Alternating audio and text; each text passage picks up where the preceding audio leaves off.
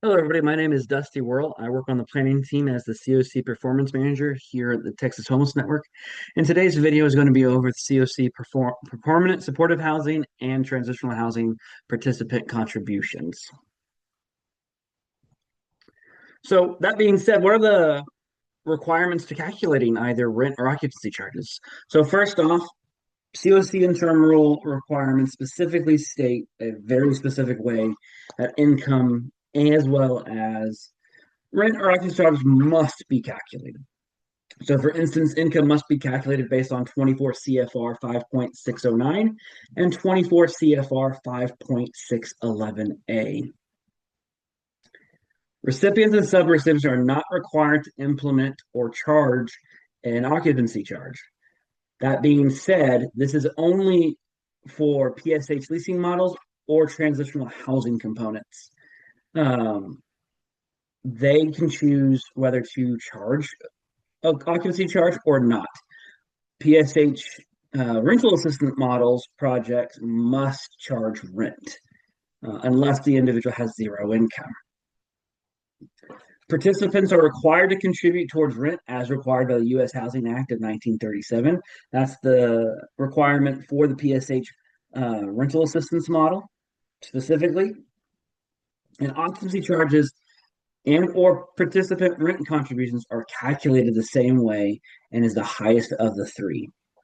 30% of the household's monthly adjusted income, or 10% of the household's monthly gross income, or the portion of the welfare household the portion of the household's welfare assistance, if any, that is designated for housing costs. Again, there is no other options. These are the three that must be chosen from, and it has to be the highest.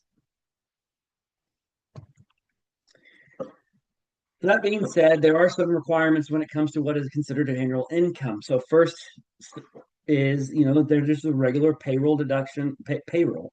This is the full amount of someone's income before payroll deductions of wages and salaries, overtime pays, commission fees and tips, bonuses, things like that. It also includes anything that is in the full amount of periodic payments received from Social Security, annuities, insurance policy, retirements, disability or death benefits, or similar types of periodic assistance. This also includes the lump sum.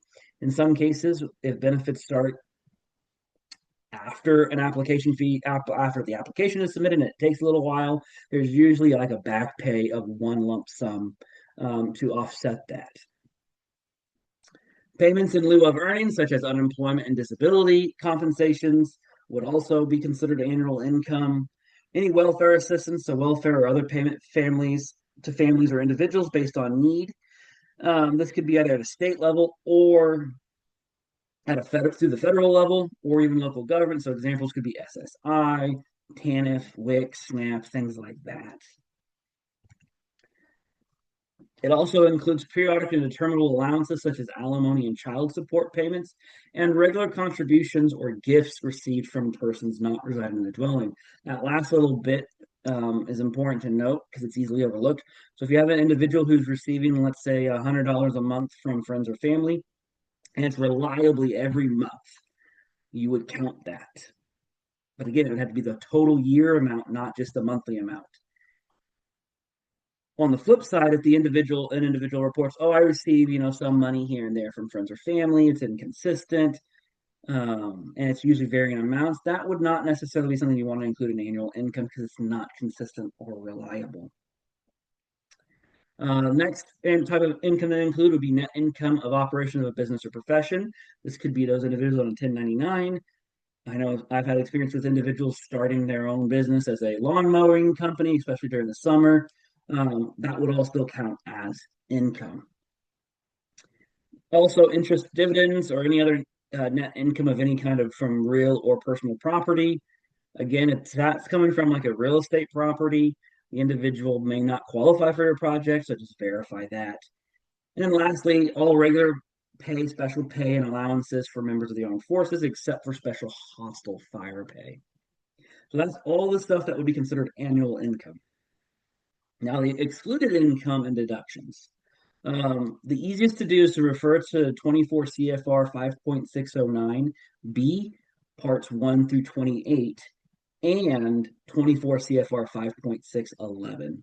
There's a lot that is listed in between those two, and not enough room in the slides to do that. However, in the worksheets we're going to go over shortly, there is a tab in there that does include all of the excluded incomes and deductions.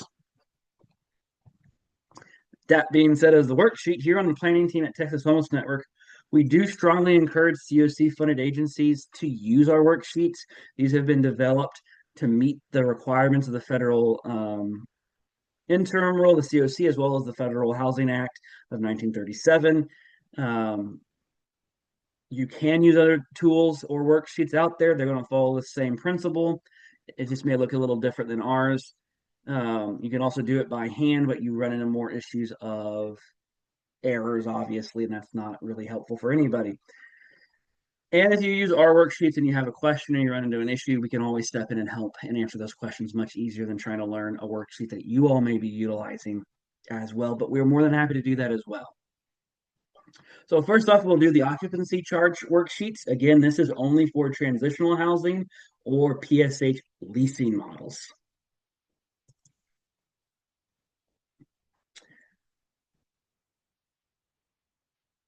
All right, so here we have the transitional and PSH project worksheet. You have your participant name, participant HMIS number, and calculation date. There's also going to be your checkbox for the acceptable areas, so the initial calculation and interim calculation and recertification. This could be your interim calculation is going to be more of the, if there's a sudden major increase in income, it might be appropriate and warranting to do in calculation, even though you don't have to do the recalculation except for yearly. And finally, your recertification is for that annual recertification process with their income. On a side note, please use things that are documentation that is at least and or no longer older than 30 days old for earned income or 90 days old for income from like SSI, SSDI, SNAP, or other benefits through benefits letters. There's a note here that says all blue cells information must be added manually. So you'll see things that are in blue, those are the things that you're going to be filling out. Things that are in like the light purple here, that is where tabulate the formulations are at. They will do it themselves. You will not need to input information in there. If you do, you will remove the formulas. That being said, it looks like someone has started filling this out and did not delete everything out there. So it's important to note this is a public facing document. If you put information in here, you are one, not being compliant with confidentiality because participant name and information, and two, anyone who accesses this public link will see it. So what you want to do is download a copy of this. You don't want to fill the form out here online. Just download a copy, hit file, create a copy, and download a copy. That way it's secure. No one's going to have access to it unless you give them access to it. And you're not messing with something live that can influence the formulas that are in here. That being said, section 1 here is gross total household income. So this is where we're going to figure out their yearly household income. So step 1 is full amount before payroll deductions. So we'll go ahead and use the numbers that are already in here. It looks like the individual is making about $18,000 a year. There's no income from operations of a personal or own business or profession. Looks like they don't receive any special pay, special pay or allowances or regular pay from being an armed forces member. Looks like they don't get any anything from Social Security, annuities, insurance, retirement funds, disability or death benefits. Payment in lieu of earnings. Looks like they don't receive unemployment or disability, as well as workers' compensation. Step 6, welfare assistance. Excuse me. Looks like they don't receive anything. However, with $18,000, it might be worthwhile to take a moment and talk with your participants and see if they do qualify for these assistance, because you can help them sign up for it. And this kind of can help start that conversation if you're uncomfortable with them. So let's just say they receive about $100 in SNAP. benefits a year, so we'll just say that is $1,200. Because remember, we're not doing monthly, we're doing annually. Step 7 is the periodic allowances, including alimony and child support payments. Again, we're going to keep that at 0. 8 is your interest, dividends, and things like that. Again, look like this individual has gained nothing. So finally, we get to step 9, which is the total gross entire household income. So if there's more than one person with income, you do need to figure that out and ensure it's included. As you notice within purple, it automatically will calculate the information for us. So it's $19,200. If for some reason the formulas aren't working, in parentheses, you'll see instructions on how to do the math and what you need done to get the information needed. All right, so section 2, this is where we're going to look at your allowances and deductions from the total gross household income. So starting with number 10 here, total number of dependents, deductions would be $480 per dependent. So they have 1 in there already, so we'll just go ahead and change that to 2. As you can see, it's changed that. Number 11 is $400 for elderly or disabled family member. These would be your head of household, spouse, partner, or sole member of the household, who's at least 72 years of age or is handicapped or disabled. This is a one-time for each calculation. So if there's 2 people, it doesn't matter. Only once. It can be applied once per calculation. So it cannot exceed 1. So again, this person's, I was already here, had 1. So it's 400.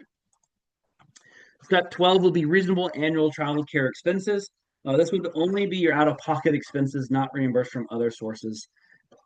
So they're showing about 1,500. A lot of these you may have to have conversations with individuals to really get to the nitty-gritty of some of this. They may not know right away and they need to look through some receipts or things like that. So be prepared to kind of slow down with this and help them through that process. Next step will be step 13A, expenses for disabled and or elderly household. This will be for individuals only for out-of-pocket expenses, not reimbursed from other sources. This specifically covers reasonable expenses anticipated during the period of attendant care, which must be provided by a non-household member, and or auxiliary apparatuses for a disabled household member that enables the person or any other household members to work. This deduction may not exceed more than their total income generated. So they have 200 in here. So we're going to keep that. So this is something that you may need to have more conversations on. If you're not familiar with attendant care is, the individual probably is. It's very common to hear that in like mental health or medical care. The auxiliary apparatuses could be anything from support within work. It could be needing a new medical device, things like that, so that they're eligible to work. Again, you cannot exceed the total annual income there. So let's say they have spent $200.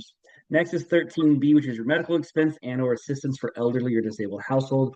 This is your out-of-pocket expenses. So if they're paying or have insurance, should I say, then only their co-pays would count. If they have no insurance and they're not receiving assistance through other means, then the full amount can be utilized. Again, there could cause some confusion, so you may need to slow down and explain that a little bit more to them. They have 150 there. Next is 14, total non-reimbursed out-of-pocket medical expenses, sum of lines 13A and 13B. It comes out to be about $350. Step 15 then is 3% gross income. So line 9 times 0.03, that leads to $576. Step 16, total allowable, disabled, and medical expenses. It's showing a negative number because it is in parentheses. It's negative 226. If that happens, 16B comes into play. The result of 16A is a negative number. You want to put 0 here. Usually it's going to default to 0, and that's perfectly fine. Then you move to step 17, which is total allowable disabled expenses, either 16A or 16B as applicable. Because this is a negative number, you now have to use 0. Next, you move to section 3, which is your adjusted total household income. So step 18 is gross household income. It brings it down from line 9 again. And then it moves towards step 19, which is your total allowances of 2,860. 20A, total annual adjusted household income, line 18 minus 19, which leads to 16,340. If for some reason 16A is a negative number, which can happen, because they have more expenses than they do income, it will be a negative number we'll show here. It would be treated as 0. In this case, it's not a negative number, it's 16,340. So we move to step 21, the annual total adjusted household income, 20A or 20B. If 20A is negative, then you need to use 0 or 20A. So in this case, it is going to be 16,340. And that is the annual adjusted income for the household. Then you move on to section 4, which is your occupancy charge. Again, it has the HUD regulations there. It can't be higher than 10% of the gross monthly income or 30%. It must be the highest of either 10% monthly income or 30% of the adjusted monthly income or the designated welfare rent if applicable. So we move to step 23. This is tenant occupancy charge calculation. Part A, most of this will do it all for you. It comes from their line 9, it's their annual income. B will be their gross or reduced income for the entire household, monthly gross reduced income. Then C is going to be rent portions at 10% of the gross monthly income. So in this case, it's 160. 23D is going to be annual adjusted income for entire household, which comes from line 21, which is 1634. Then E was going to be a monthly adjusted income for entire household. This comes from line 23D divided by 12, which is $1,361.67. And finally, F is the tenant portion at 30%, which is $409. If for some reason they have a state designated welfare rent income that is designated for rent, you put it here. In the state of Texas, that is highly unlikely that it's available or is available in our state. It usually is designed for those Medicare expansion states. Texas is not one of them, unfortunately, so usually this will be left 0 or blank. Finally, you move to step 25 here, which will automatically pick the highest number for you, which is 409, which is a 30% adjusted monthly household income. It will almost always be the 30% adjusted monthly household income. In rare cases, it will be the 10% gross monthly income. Finally, you just want to get your client signature as well as the staff signature and date it. That way they see how it's done and it's not being done behind the scenes, and they just have to accept it as is. They can ask questions and kind of learn the process themselves so they know kind of what to expect. So again, this is for transitional housing and PSH leasing models only when and if they charge occupancy charges. So that leads us to the PSH rent worksheet. This is going to be exclusively for the rental models, rental assistance models. This also includes the annual income list that we talked about on our PowerPoint. It also includes the excluded income tab as well. These two tabs will be added to the occupancy charge calculator as well, so they will be there as well before this is made public. Here on the excluded income, there is a lot here, so I'm not going to go through it all. Please take some time to go through it and review it every time you meet and work with somebody so you don't accidentally include income you shouldn't. All right, so moving on to the actual worksheet in your rent calculator, everything stays the same except for an additional portion section. Again, you want to fill out everything in blue using information within the last 30 days for earned income or no later than 90 days from like benefits letters for SNAP, TANF, SSI, SSDI, things like that. Um, Again, do not put information here. It is public link. They will see it. You will be breaking confidentiality agreement if you don't, if you do that. So be mindful. Um, so always go to file, create a copy, download a copy. That being said, we will quickly go through the sections again, except for the new sections. All these that we're about to go through fairly quickly already is the same as the occupancy charge. So we'll just go ahead and say 18,000, zero, but we will give them some welfare assistance at, let's just say $200. That leads to 18,200. This individual, they don't have any dependents. They don't have any elderly or disabled, which would not be the case because you are being PSH, you must have a disability to be in there. So it should always be one. Reasonable annual child care expenses because they have no dependent. I can safely assume this fictitious person has no children, but always double check and verify. So we'll do zero. Expenses for income for 13A. This is your expenses again for disabled and or elderly household. This individual will have none. Medical expenses, let's say $1,000 because they have to pay a lot of co-pays. 14 will be the sum of 13A. This is your total non-reimbursed out of pocket, which is 1,000. 3% of your annual income, which is 546, which is step 15. Here, it's a little different because it's not a negative number. It's the total allowable disabled and medical expense deduction, $454. So in this case with 16B, we can just move on and leave it as is. Line 17 is total allowable medical and disabled expenses deducted. We want to put in 16A because it's a positive number, so $454.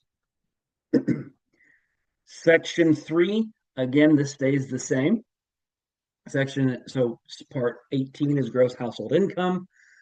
19 is total allowances, which is about $854.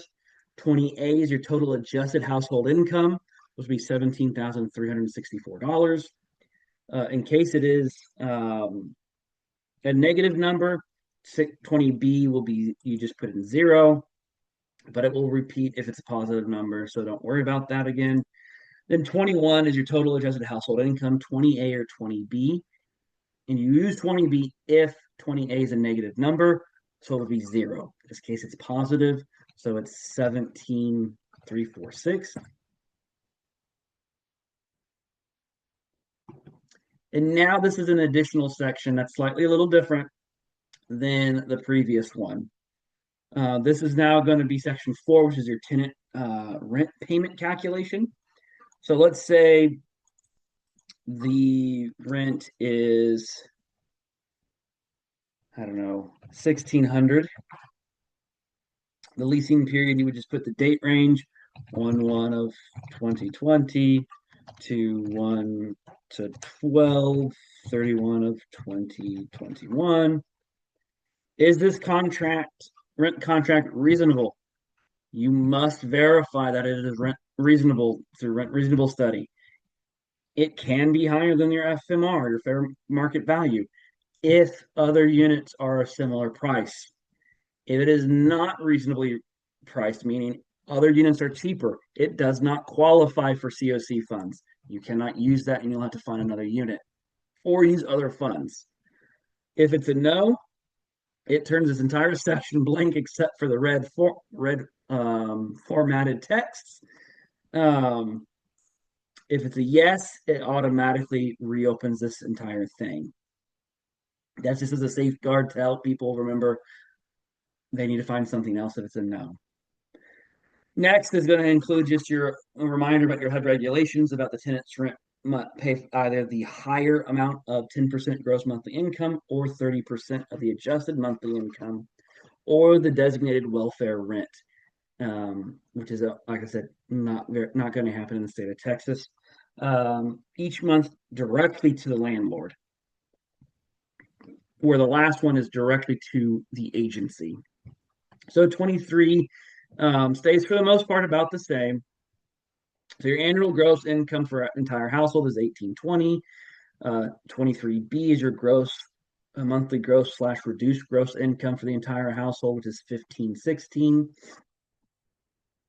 Then your monthly tenant portion is at 10% gross monthly income, which is $152. 23D is going to be your annual adjusted income. This is $17,346. 23E is going to be your monthly adjusted entire income for the entire household, which is about $14.45 and 50 cents. Excuse me. And then 23F is going to be your tenant portion, rent portion at 30% adjusted monthly income, so $434. 23G again is that state welfare, so it's zero. Applicable tenant monthly rent portion from 23 is the higher of C or F or G if applicable. This is the amount that the tenant pays if utilities are included in the rent.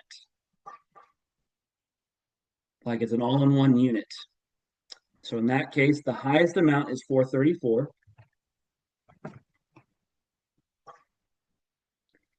And you would stop here at H if the rent and utilities are included in one bill. And it is included on the lease that all utilities are included. However, in Texas, that is not fairly common anymore. So you move on past that because it most likely would not be a thing. Then you go to 23I, which is your total monthly contract rent, which is 11, which is 1,600. Again, that gets pulled from here, which is one of the newer sections as well. And 23J is the CoC rent subsidy portion to landlord. This is what the agency would pay, which is 1166. This would still stay the same,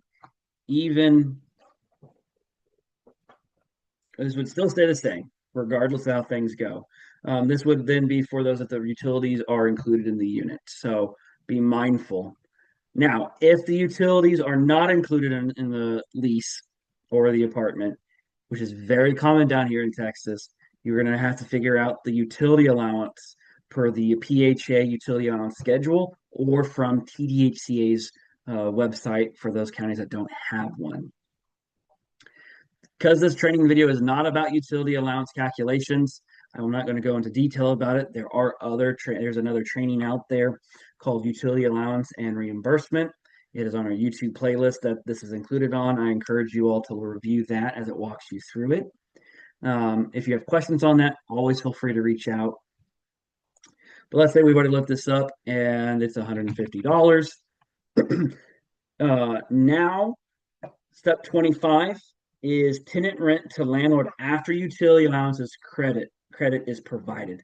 Line 23H minus 24.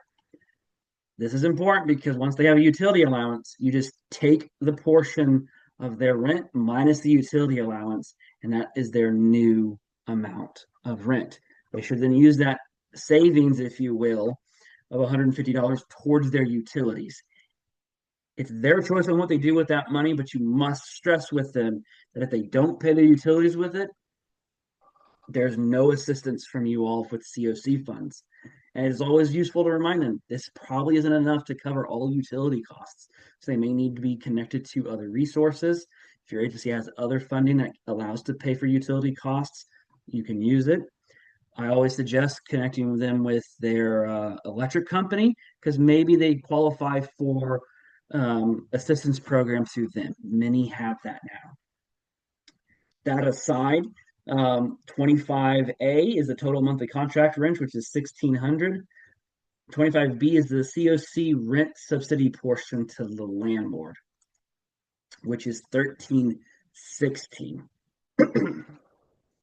This is what you all will be paying to the landlord in 99% of the cases, since utilities are not included in most apartments. That being said, if this number is negative, there is a box beneath that that will go through how to finish the calculations. In very rare instances, that might be negative. So, exception to this stuff in Rule 25 would be if line 25 results in a negative number. Then the COC needs to pay the full rental amount, 23I, to the landlord. And the negative amount in line 27 is the tenant and or utility component on the tenant's behalf. You must pay the utility component to the tenant's behalf. So that basically saying there's a utility reimbursement. So in this case, it'd be $150. You would then either have to give them the $150 in cash or check, which I know a lot of us are a little leery of, but CPD 17-11, that is the exact thing that it tells us to do. Or get their permission to pay the utilities with the $150 utility allowance. That is it. You cannot just assume they want you to do that. You have to get permission.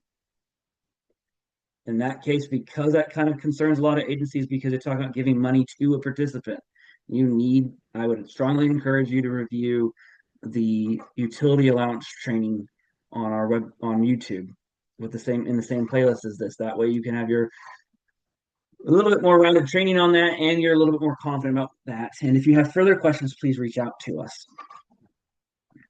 From there, then you would just do like you did before, client signature, staff signature, and you're done, put it in their file. And that is how you calculate PSH, rental assistance rent contributions from the participant.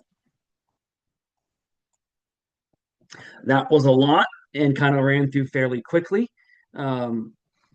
I will tell you, it is a tongue twister when you're trying to go through that and explain things accurately and well to somebody. As you notice, I kind of fumbled a little bit there. That's totally normal and fine. It's not easy.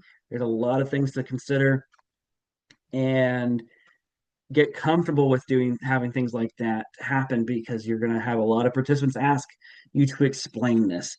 And it's always good just to explain it, even if they don't ask. They just know what's going on. I do have some additional resources here. There are the CFRs for you to utilize and review as well if you need.